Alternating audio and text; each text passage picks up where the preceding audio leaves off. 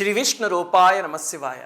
కిందటి వీడియోలో ఒక నిషాదుడి ఆఖ్యానం చెప్తూ శివరాత్రి రోజు ఒక 5 ప్రక్రియలతో పరమేశ్వరుణ్ణి అర్చించగలిగితే పాపరాశి అంతా దగ్ధమైపోతుంది, సమస్తమైన కష్టాల నుంచి బయటపడచ్చు, ముక్తిని కూడా పొందొచ్చు అని లింగపురాణంలో ఒక కథ చెప్పాను కదా. ఆ 5 ఏమిటి అంటే అభిషేకము, బిల్వదళాలతో అర్చన, జాగరణ, ఉపవాసం, శివనామస్మరణ. ఈ వీడియోలో అవన్నీ ఎలా చేయాలి అనేది చెప్తా. ఎందుకంటే మనం చాలాసార్లు వీటి పేరుతో కొన్ని తప్పులు చేస్తూ ఉంటాం. అవి చేయకుండా ఉండడం కోసమని శివరాత్రి రోజు ఏం చెయ్యాలి ఏం చేయకూడదు అనేది వీడియోలో చెప్తా. మొట్టమొదట శివరాత్రి వస్తుంది కాబట్టి మీ ఇంట్లో ఒక చిన్న శివలింగం ఉందేమో చూసుకోండి. లేకపోతే కనుక ఒక చిన్న శివలింగం తెచ్చి పెట్టుకోండి. ఇంట్లో శివలింగం పెట్టుకుంటే కొంపలు అంటుకుపోతాయి, రోజు అర్చన చేయాలి, లేకపోతే ఆ ఇంట్లో ప్రమాదాలు జరిగిపోతాయి, ఇవేమీ పట్టించుకోకండి. అవన్నీ భయాలంతే. చక్కగా శివలింగం తెచ్చి పెట్టుకుని మీకు ఎప్పుడు కుదిరితే అప్పుడు పూజ చేసుకోండి. బాణలింగాలు, రసలింగాలు అలాంటివి తెచ్చుకోకండి, ఎందుకంటే వాటికి విపరీతమైన నియమాలు. అందుకని చిన్నది, ఈ అంగుష్ట మాత్రం కన్నీ అంతకన్నా చిన్నది కానీ ఉన్నది, వెండిదో లేకపోతే ఇత్తడిదో రాతిదో అలాంటివి తెచ్చుకోండి. ఏవి లేకపోతే మట్టితో చిన్న శివలింగం చేసుకున్నా పర్వాలేదు. ఇప్పుడు 5 ప్రక్రియలు ఎలా చేయాలి అని చెప్తా. మొట్టమొదటిది అభిషేకం. అభిషేకం ఇచ్చే ఫలితాన్ని అసలు మాటల్లో చెప్పలేము, సామాన్యమైన ఫలితం కాదు అది. ఎలా చేయాలి అభిషేకం? దానికి 2 మార్గాలు ఉన్నాయి. మొట్టమొదటి మార్గం ఏమిటంటే వైదికమైనది. మీకు ఒకవేళ మహన్యాసం కానీ, లఘున్యాసం కానీ, నమకం కానీ, చమకం కానీ ఇవన్నీ వచ్చు అనుకోండి, చక్కగా శివలింగానికి అభిషేకం చేసుకోండి. కానీ ఒకటి గుర్తుపెట్టుకోండి, స్వరం రాకపోతే మాత్రం వేదం చదవకండి. వేదానికి స్వరం చాలా ముఖ్యం. అందుకని గురువు దగ్గర నేర్చుకుని చదవండి తప్ప పుస్తకాలు చూసేసి వేదం నేర్చుకోకండి. అలా చేయడం ఎప్పుడూ శ్రేయస్కరం కాదు. వేదాన్ని స్వరంతోనే చదవాలి. మా చిన్నప్పుడు మా నాన్నగారు అలా చెప్తూ ఉంటే తెంపరితనంతో నేను వేదం చదవాల్సింది స్వరంతో కాదండి, భక్తితోనూ. నమ్మకం చమకం భక్తితో చేస్తే భగవంతుడు మెచ్చుతాడు, స్వరంతో కాదని వితండవాదన చేసేవాడిని. తర్వాత ఇప్పుడు పెద్దయ్యాక law of conservation of energy అవన్నీ చదువుకుంటూ ఉంటే స్వరానికి దానికి ఉన్న సంబంధం ఏమిటి అనేది కొన్ని క్యాల్కులేషన్స్ చేశాక అర్థమైంది. అదొక పెద్ద టాపిక్లండి. కానీ స్వరం లేకుండా మాత్రం వేదం ఎప్పుడు చదవకండి. మరి అయితే నాకు వేదం రాదు, నాకు స్వరం రాదు, నేనేం చేయాలండి? దానికే 2వ తేలికైన మార్గం ఉంది. అందరూ అది చెయ్యండి, వేదం రాని వాళ్ళు. ఏమిటి అంటే సురాదయ మహర్షి అనే ఆయన ఒక 15 శ్లోకాల రూపంలో రుద్రమంత్రాలన్నిటినీ ఇచ్చేశారు. అది ఎవరైనా చదవచ్చు, స్త్రీలైనా పురుషులైనా చిన్నపిల్లలైనా ముసలి వాళ్ళైనా ఏ కులం వాళ్ళైనా ఏ మతం వాళ్ళైనా ఎవరైనా. శివుడు అంటే ప్రేమ ఉన్న ప్రతి వాళ్ళు చదువుకోవచ్చు. అది మన ఛానల్లో గతంలో నేను ఒక వీడియో చేసి పెట్టా. ఆ వీడియో చూసి అది 3-4 నిమిషాలు పడుతుంది అంతే. చక్కగా అది పెట్టుకుని వింటూ అభిషేకం చేసుకో. మీకు అది నోటికి వస్తే కనుక చదువుకుంటూ అభిషేకం చేసుకోండి. ఇదిగో ఆ వీడియో లింక్ ఈ వీడియో కింద డిస్క్రిప్షన్లో ఇస్తా. ఇప్పుడు ఇంతకీ అభిషేకం అనగానే నెక్స్ట్ వచ్చే సందేహం, ఏ సమయానికి చేయాలి, ఎన్నిసార్లు చేయాలి, అంతేనా?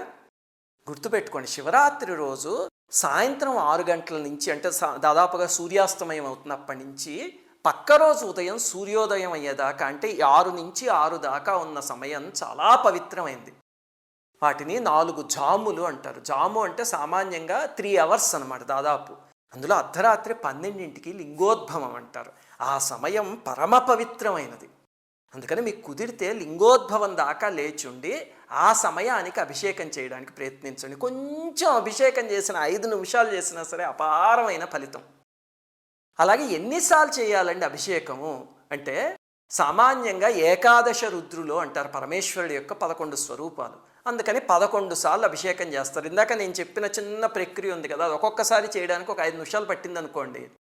మీరు ప్రతి జాము మొదలయ్యేటప్పుడు చేయడం మొదలు పెడితే, అంటే 6 గంటలకు కొన్నిసార్లు, 9ంటికి కొన్నిసార్లు, 12 గంటలకు కొన్నిసార్లు, అలాగా మీకు ఒక 11 సార్లు చేసేయడం పెద్ద కష్టమేం కాదు. 11 సార్లు చేయడం కుదరలేదు అనుకోండి, 5 సార్లు చేయండి. పరమేశ్వరుడు పంచముఖుడు కదా. అది కుదరకపోతే 3 సార్లు, లేకపోతే భక్తితో ఒక్కసారి చేసినా చాలు. ఇక్కడి నుంచి చేయగలిగితే తప్పకుండా పలుకుతాడు. ఇంకా 2వది, శివరాత్రి రోజు తప్పకుండా చేయాల్సింది ఏమిటి అంటే శివనామస్మరణ. ఎలా చేయాలండి? మీకు పంచాక్షరి మంత్రం వచ్చు కదా, అది మీకు ఉపదేశం అది ఉండి మంత్రాలు చేసుకోవడం అలవాటు ఉందనుకోండి, చక్కగా ఒక 1000 సార్లు చేయండి. లేదండి మాకు అలాంటి మంత్రాలు ఉపదేశాలు లేవు అంటే శివాయ గురవే నమః అని, పరమేశ్వరుడే నా గురువు అనుకుని అదే తీసుకుని నామం కింద చేయండి. ఇంకా 3వది, శివరాత్రి రోజు తప్పకుండా చేయాల్సింది ఉపవాసం. ఉపవాసం అంటే ఏమిటి? దానికి 2 అర్థాలు ఉన్నాయి. ఒకటేమో మనం అస్తమాను వాడుకునే అర్థం, మనకందరికీ తెలుసు ఏమిటంటే అన్నం మానేయడం. ఒక రకంగా ఏదైనా తినడం మానేసి ఉపవాసం చేయడం మంచిది. ఎందుకంటే మీరు సైంటిఫిక్గా చూస్తే కనుక శరీరంలో కొవ్వు ఇలాంటివి ఉంటాయి కదా, అవి కొన్ని కరుగుతాయి. దానివల్ల ఆరోగ్యం బాగుపడుతుంది. అలాగనే విపరీతంగా తినేస్తే నిద్ర వస్తుంది తప్ప భగవంతుడి మీద మనస్సు నిలవదు. అందుకని ఉపవాసం అనే దాన్ని మన ప్రతి పండక్కి మన ఋషులు లింక్ చేసి పెట్టారు. కానీ గుర్తుపెట్టుకోండి, అలా మానేసేసి మధ్య బీపీలు షుగర్లు ఉన్న వాళ్ళందరూ కటిక ఉపవాసం చేద్దామని పట్టుదలతో కూర్చుని పక్క రోజు వెళ్ళి హాస్పిటల్లో చేరుతున్నారు, సెలైన్లు పెట్టించుకుంటున్నారు. అలాంటివి ఎంతమందిని చూశానో. అలాంటి ఉపవాసాలు ఎప్పుడూ చేయకండి, అది మంచిది కాదు. ఇంకా రెండవది అసలైన ఉపవాసం ఏమిటి? ఇది అన్నం మానేయడం ఉపవాసం కాదు. అసలైనది ఏమిటి అంటే ఉపవాసం అంటే దగ్గరగా ఉండడం. అంటే మన మనస్సు పరమేశ్వరుడికి దగ్గరగా రోజంతా ఉండగలిగితే దాన్ని ఉపవాసం అంటారు. అలాగ రోజంతా ఉండడం కోసం చేసేదాన్నే జాగరణ అంటారు. అది మన 4వది. ఇప్పుడు ఆ జాగరణ ఎలా చేయాలి? మనం సామాన్యంగా జాగరణ అంటే ఏమిటి అంటే నిద్ర మానేసి సినిమాలు చూడడం జాగరణ అనుకుంటాం. లౌకిక విషయాల మీద నిద్రపోయి భగవత్ సంబంధమైన వాటి మీద మెలకువగా ఉండడాన్ని జాగరణ అంటారు. ఎలా చేస్తామండి? చక్కగా మనకి చాగంటి వారో సామవేదం వారో ఇలాంటి వాళ్ళు ఎంతోమంది పరమేశ్వరుడికి సంబంధించినవి ఎన్నో ప్రవచనాలు చెప్పారు. రాత్రంతా హాయిగా వింటూ ఉండండి. లేకపోతే మన ఛానల్లోనే పరమేశ్వరుడికి సంబంధించిన లీలలు, కొంతమంది నాయనార్ల చరిత్రలో ఉన్నాయి. లేకపోతే అరుణాచలం మీద ఎన్నో వీడియోలు ఉన్నాయి, వారణాసి మీద, కాళహస్తి మీద ఉన్నాయి. అవి పెట్టుకుని మానసికంగా క్షేత్రాలన్నీ యాత్ర చేయండి. అరుణాచలం అందరం వెళ్ళాం శివరాత్రి రోజు, వారణాసి అందరం వెళ్ళాం. ఆ వీడియోస్ పెట్టుకుని అరుణాచలం అలా యాత్ర చేసినట్టు, వారణాసి యాత్ర చేసినట్టు భావించారు అనుకోండి, మానసికంగా వెళ్ళిపోతారు. అది అసలైన జాగరణ అంటే. ఆ రకంగా చేయాలి తప్ప పనికిమాలిన లౌకికమైన సినిమాలు చూస్తూ రాత్రంతా నిద్ర మానేయడం మాత్రం జాగరణ కాదు. నిద్ర లేచి ఉండడం కోసం అలాంటి సినిమాలు చూసేటట్టయితే నేను చెప్తున్నాను, హాయిగా వెళ్ళి పడుకోండి, కనీసం నిద్రైనా పడుతుంది, అంతేగాని పుణ్యం మాత్రం రాదు. ఇంకా 5వది బిల్వదళాలతో అర్చన చేయడం. అది శివరాత్రి రోజు చాలా ముఖ్యమైనది. అందుకని కొన్ని బిల్వదళాలు సేకరించి తెచ్చుకోండి. తెచ్చుకున్నప్పుడు చెట్టు కొమ్మల నుంచి ఆ రొట్టెలవి పీకే పరమేశ్వరుడి మీద వేసేయకండి, కాస్త శుభ్రం చేయండి చక్కగాను. వీలున్నంత వరకు 3 దళాలు ఉండేలా చూసుకోండి.